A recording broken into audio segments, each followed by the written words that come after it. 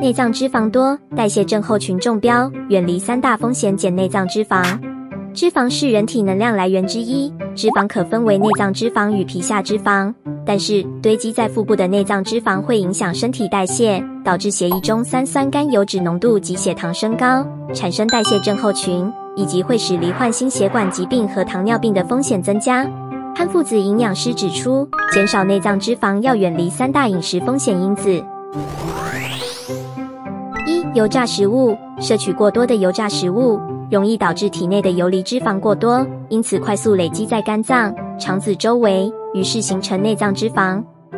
二、高糖食物。减少吃高糖分食物，尤其要注意的是果糖，因为果糖是直接由肝脏处理，当糖分快速进入肝脏，使肝脏充满大量游离的脂肪酸，就容易形成内脏脂肪。三、饮酒习惯。酒精在肝脏会被转换为脂肪，进而引起脂肪肝，并且酒精下肚后会被肝脏代谢成乙醛，累积于肝脏细胞内，会促使脂肪合成与累积。没有最健康，只会更健康。快上华人健康网接收更多健康资讯。